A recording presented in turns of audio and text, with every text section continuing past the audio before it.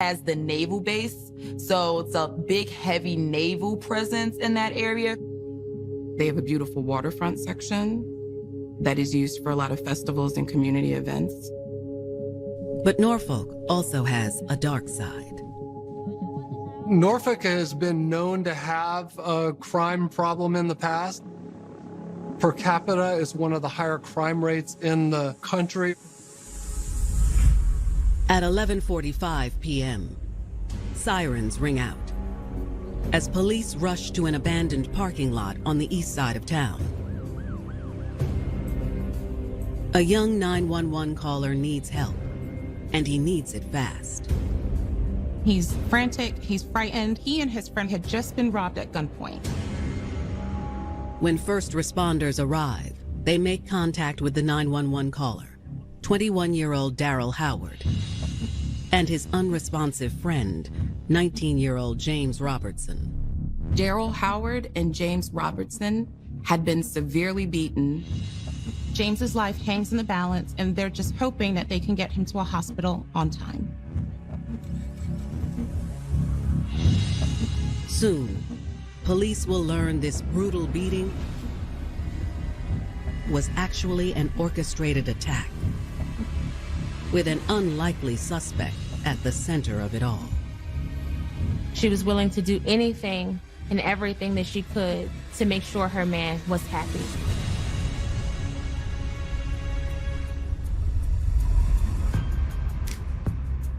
"15-year-old Shakita Bowers had no trouble making friends. Shakita was a young beauty. She was free-spirited, and people were really drawn to her personality. Shakita Bowers was much of a social butterfly. She liked to hang out with her friends and just surround herself with peers and overall just have fun. Shakita had this sense to please others and always put everyone before herself and her own needs. Like many teenagers, Shakita was still trying to figure out her path in life. At 15, you're still trying to find yourself. You're trying to figure out who you are. Your biggest thing that you're trying to do is set a footprint in the world. And in the spring of 2007, Shakita met someone who seemed like he could help her do just that. 18-year-old Curtis Newby. He was in control of how he carried himself. He was confident, and Shakita just could not deny what she saw.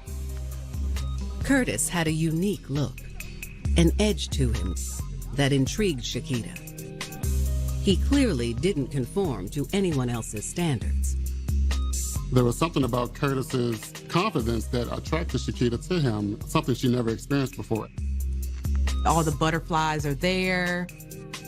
Being 15 and this guy comes over to you and is paying you some attention, it makes you feel good. It makes you feel important, makes you feel seen and heard. They exchange numbers and Shakita's like head over heels. Like, wow, somebody is looking at me, somebody wants to talk to me, somebody is interested in me. And things just kind of went from there. The couple started dating, and Shakita began to feel the glow of romantic love for the first time in her life. It was definitely a notch in her belt to be tied to Curtis. Being in love with Curtis was very intoxicating to her. She began to fantasize about what a future would be like with him. This was definitely an addictive feeling. Shakita fell hard. Shakita's feelings were so strong, she decided she was ready to go all the way with Curtis. That first sexual encounter can be very intoxicating because you feel like that lasts forever. For a female, that is a gift, typically, that we give to those that we feel are going to be there for our lifetime.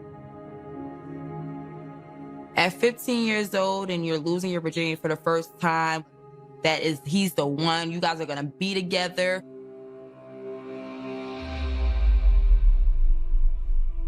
By the summer of 2007, Shakita and Curtis received some surprising news. Shakita was pregnant. Though Shakita was young, she felt so protected by Curtis, and she just couldn't wait to start a family together with him. Curtis seemed very excited about Chiquita being pregnant. He began to tell her things like how happy they're going to be as a family. They talked about baby names. Chiquita wasn't thinking about the realistic problems that she and Curtis were going to face trying to raise a child. What about her parents? How were they going to accept the fact that their 15-year-old daughter was now pregnant? But Chiquita was under the belief that her and Curtis were going to have their baby and live happily ever after. Little did Chiquita know that her happily ever after with Curtis would soon be cut short. Everything seemed to be going pretty well for this happy couple. But not too long after, Curtis started to show his true colors.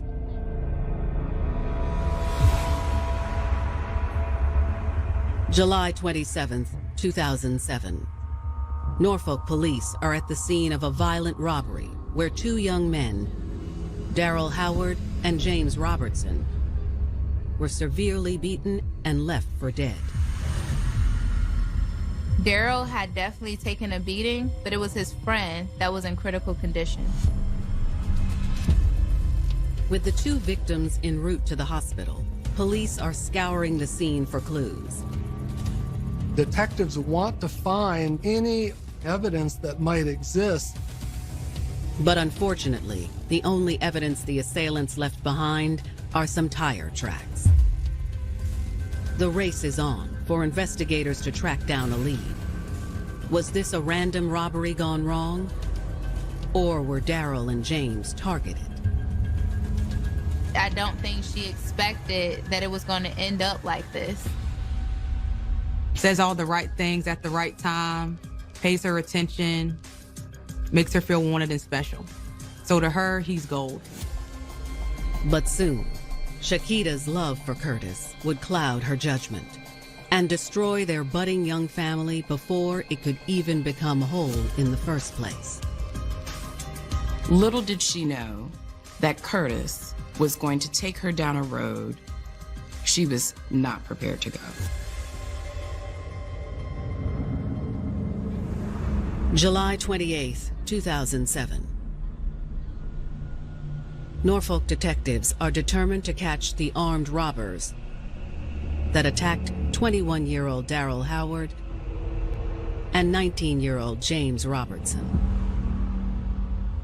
Daryl was battered and bruised, and James was left in critical condition.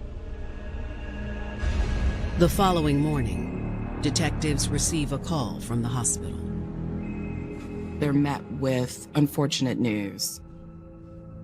James Robertson has passed away from a brain injury as a result of blunt force trauma.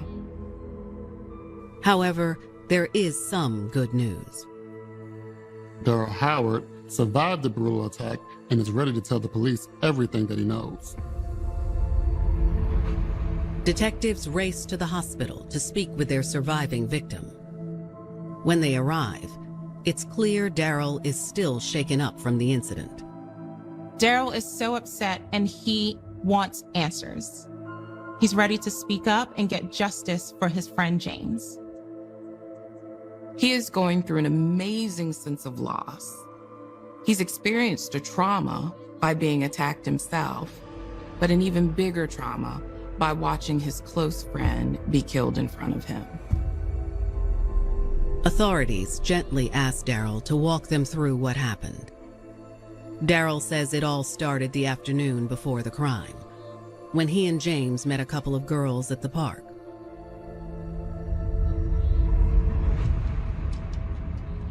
The two women introduced themselves as Chiquita and Ebony.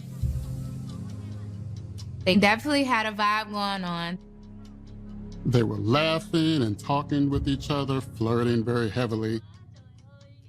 Chiquita told them that they were having a party around 11:30 p.m. and that they would love if the two of them could come out. Daryl and James promised they'd be there. They were both excited to have a night out and get to meet new people.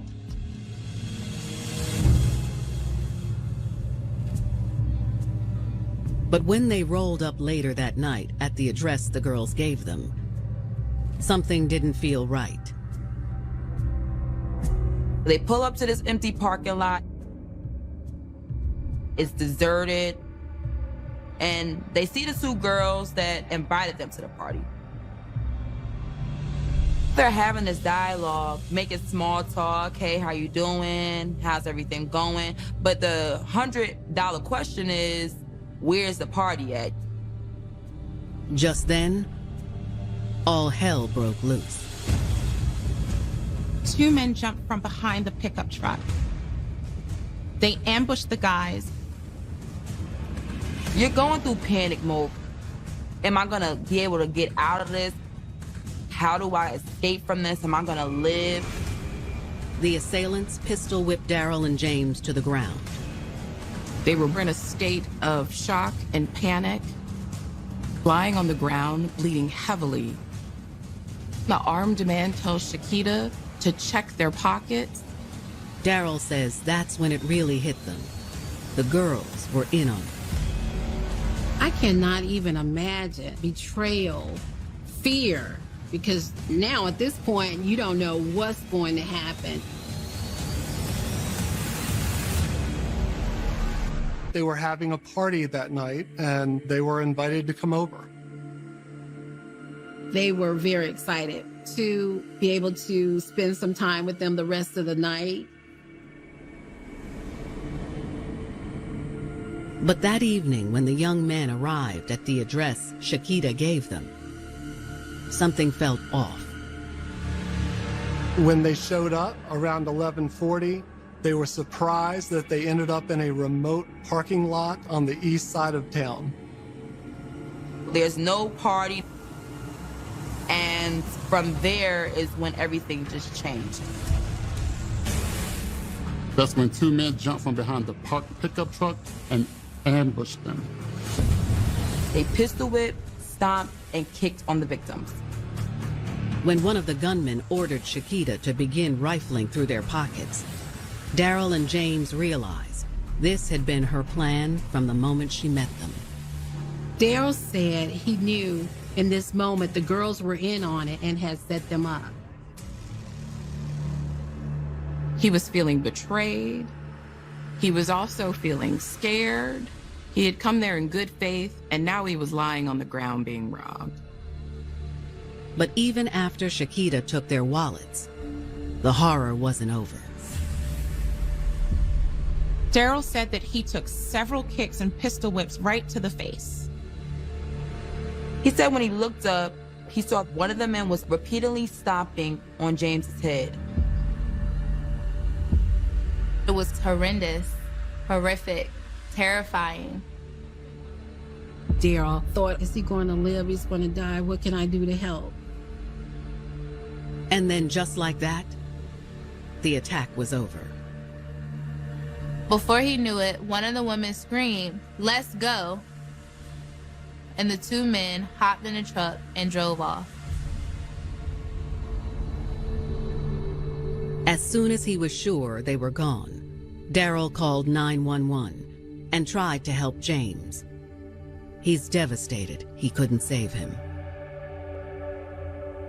In Daryl's case, he felt extremely guilty because he was the one that lived. He told detectives that he wished more than anything that he had been able to save his friend. He told them that James was a good person and that he did not deserve this. Survivor's guilt is a real thing. It sits with a person for a long time. It's when a person feels like they could have done more to help someone in a traumatic moment, even though they have done everything that they possibly could have done at that very moment. Fortunately, Daryl is able to give detectives a detailed description of the four assailants and the truck they were driving.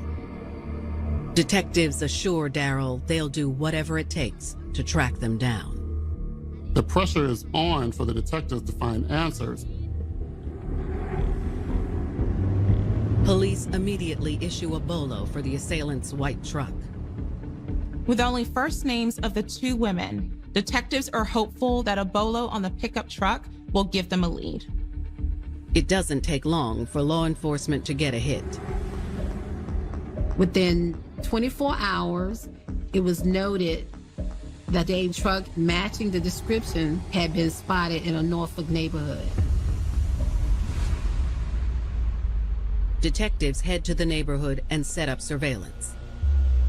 Detectives are watching the truck for hours, hoping that the 4 teenagers will soon emerge from one of the houses.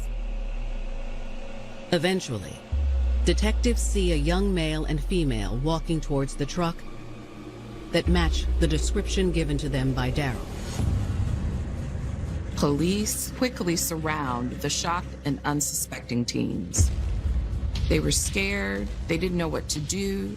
They look at each other as if, oh my God, we're caught. They're asking, how did they find us? Who snitched? Who told?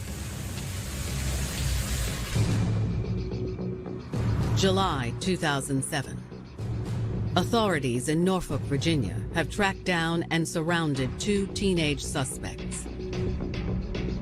Police believe they are part of the foursome responsible for the brutal armed robbery and beating that killed 19-year-old James Robertson and left his friend, 21-year-old Daryl Howard, hospitalized. Daryl Howard is badly beaten, banged up, but he is alive. He wants justice not only for himself, but he wants justice for James also. Tensions are high, and police are shouting to the teens to put their hands up. They know that they are potentially armed and dangerous. They didn't know if they had a gun, if they were gonna run. Fortunately, though, the duo complies with officers. They look at each other as if, oh my God, we're caught. They're asking, how did they find us? Who snitched? Who told? The 2 teens are identified as Curtis Newby and Shakita Bowers. Detectives immediately recognize Shakita's first name as one of the 2 young women who set up the robbery. Daryl told detectives the 2 women introduced themselves as Shakita and Ebony. While officers place Shakita and Curtis in the back of the police car, detectives go inside the home to search for Ebony and the other male suspect. While seated in the back of the cruiser, Shakita was in turmoil and battling between how did I become a participant in this regrettable event versus how can I continue to be there for my man? Inside the home, police apprehend the other 2 teenage suspects, Ebony Dixon and Jalen Taylor. The 4 teens had a look of absolute terror on their faces. None of them saw this for themselves as their future. Now being handcuffed and not knowing what's going to happen next, they were terrified.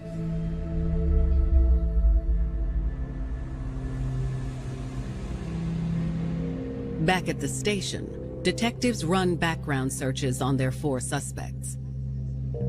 They discover Shakita and Curtis are a couple. The detectives are trying to put 2 and 2 together and realize that Curtis is Shakita's boyfriend and that Ebony and Jalen are their friends. Neither of the girls have prior convictions on file.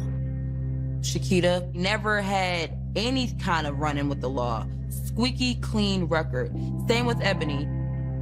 But while the girls have clean records, Curtis and Jalen are no stranger to trouble. Curtis and Jalen did have some run-ins with the law, some kind of gang affiliation. When detectives are ready to begin interrogations, they decide to start with Curtis. Curtis is none too thrilled to be in this interrogation room. He's slumped in his chair. He's not making eye contact with the detectives. He had a look that he could be 10 other places instead of talking with these detectives.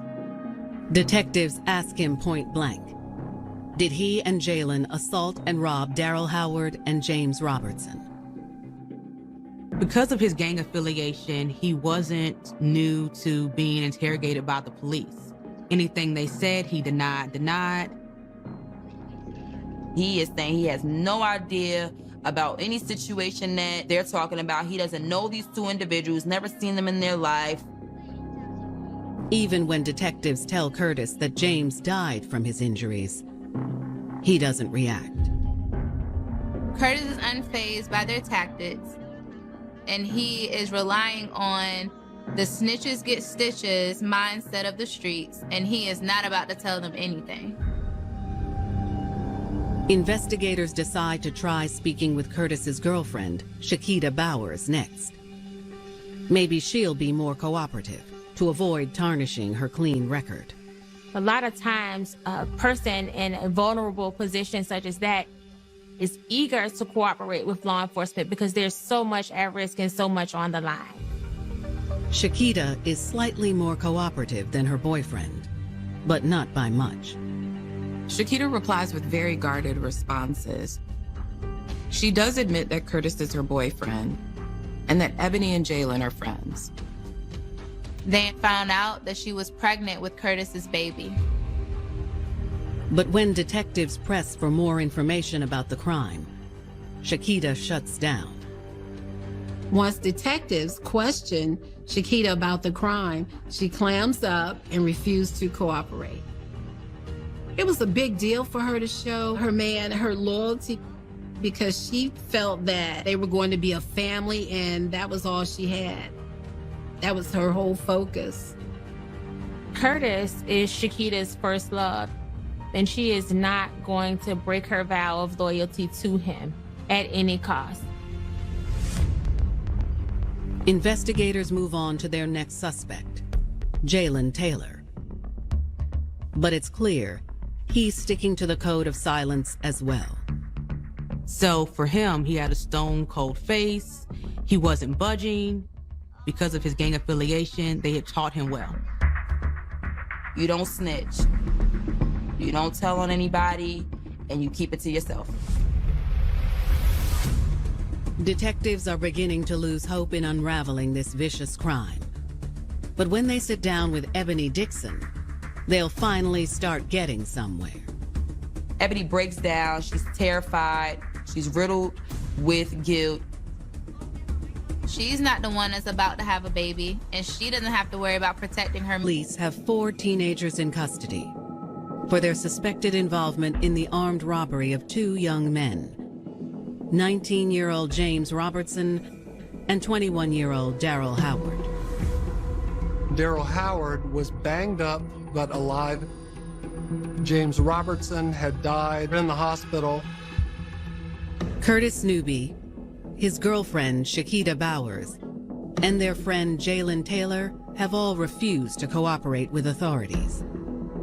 They have that street code of, not snitching. So you do what you got to do. This is survival mode. The 4th suspect, 17-year-old Ebony Dixon, is investigators' last hope to get some answers. Detectives then move on to their last and final suspect, Ebony, and they realize this is the time to amp up the pressure. They are determined to get the truth to what led to the armed robbery. Investigators spell out how important it is for Ebony to cooperate. If she comes clean, they may be able to help her. Ebony begins to cry. She begins to shake. She was just terrified that someone had actually died from this. Now Ebony is breaking down. She's upset. She's scared. At this point, she decides to own up. According to Ebony, it all started on the afternoon of July 27th, just hours before the murder.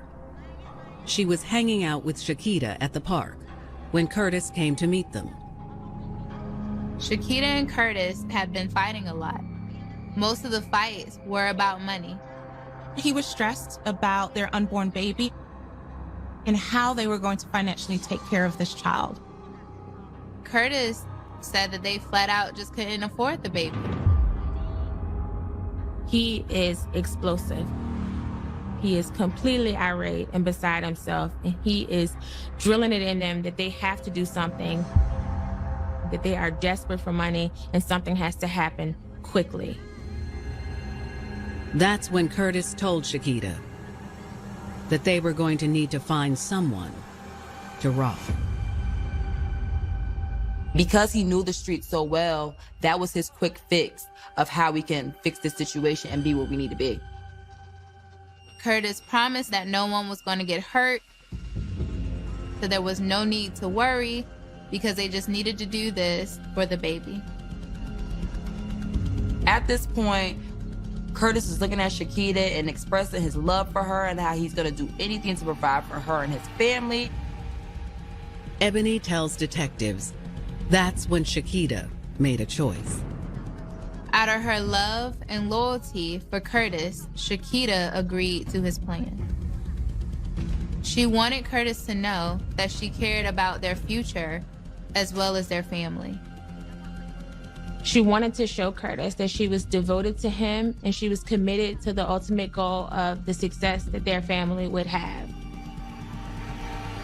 Ebony says Chiquita then turned to her and asked if she would help them too.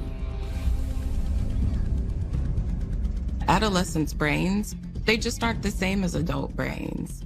They are still developing.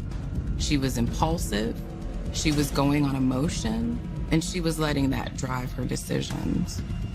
Ebony didn't want to bail on her friends, so she let herself get roped into the plan. Curtis said if all goes well, they will all get a cut of the money. This will benefit everybody. Ebony tells detectives that Curtis Newby convinced her and Chiquita to lure two men to rob. The girls thought they'd found the perfect targets when they spotted Daryl and James later that afternoon. They dressed nice, they looked nice, they had on the latest sneakers. They looked like they had money and they came from money. They invited the guys to a fake party that night and gave them the address of the remote parking lot. Curtis decided he needed backup and brought Jalen. Ebony says she was so nervous. They were passing around a bottle of alcohol to kind of calm their nerves. They've been drinking. They've come up with this master plan to have this get-rich-quick scheme. This is not a recipe for success. When it was almost time for Daryl and James to arrive, Chiquita and Ebony posted up outside the vehicle, while Curtis and Jalen laid in wait. They see the bright headlights, and now the nerves are running. Daryl and James have arrived in this empty parking lot. They greeted the two girls, and they were wondering, when is this party going to get started? As Chiquita and Ebony tried to stall the two young men, Curtis and Jalen made their move. They were ambushed and beaten to the ground. Ebony says Daryl and James were begging for their lives as Curtis and Jalen beat them. They said over and over again that they don't want any trouble. She says that she and Chiquita were horrified by watching Jalen repeatedly stomp on James' face. Curtis Newby directs Chiquita to check their pockets. Chiquita complies.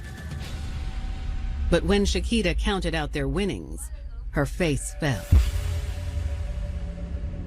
She realized that they had only gotten $12.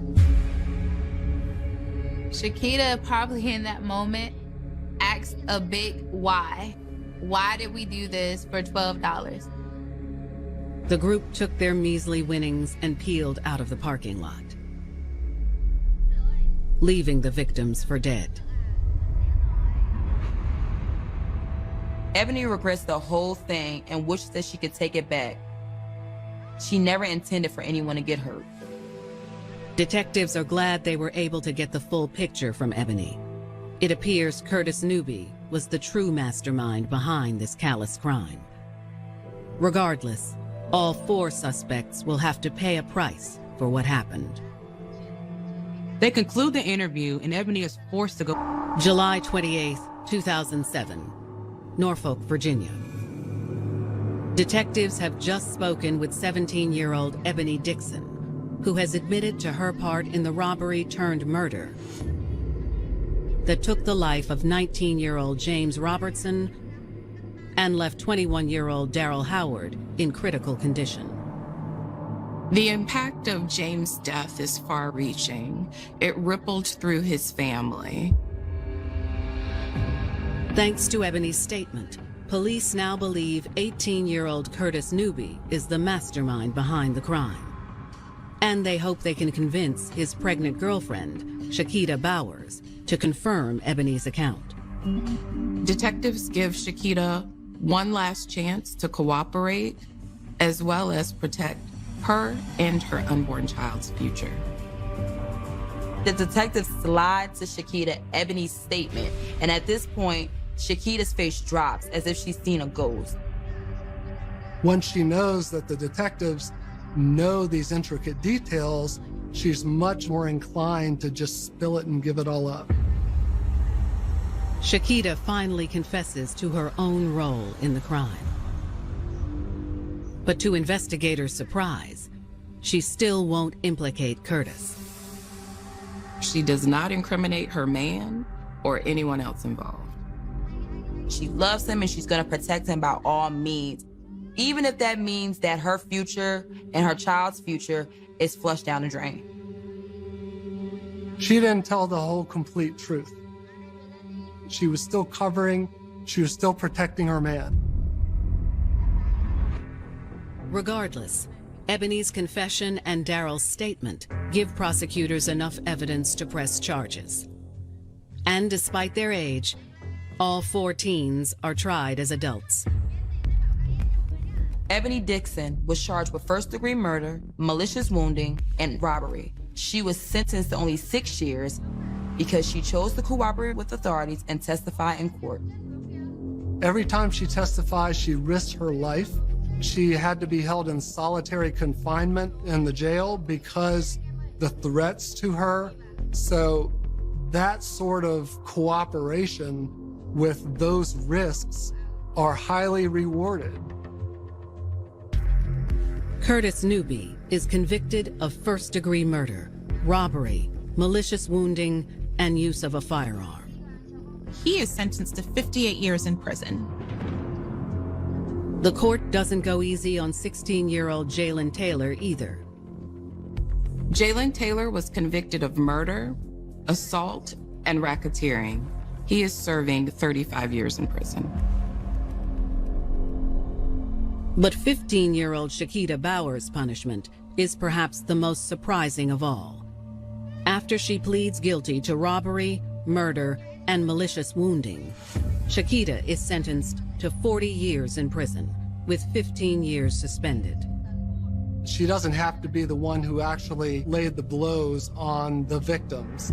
If she's present and aiding and abetting, she is, under the law, just as guilty as the person who threw the punches and committed the violent acts. She will not be eligible for parole until she has completed more than half of her sentence. Shakita ended up having her child behind bars, who is now in the custody of her family. Because of one bad decision, Shakita Bowers will spend the better part of her life in prison, away from her family and her child. She is never going to be able to see her child play, ever see her child go to school, ever see her child do all of the things that moms want to see their children do. 7 young lives were impacted by this one dumb teenage mistake. They're going to be haunted by the thought of, if we could have just took the wallets and left. Shakita Bowers' loyalty to Curtis, the love, being head over heels and smitten by this bad boy who was gang affiliated and made her life so exciting, led her to a place of trouble that overall ruined her life.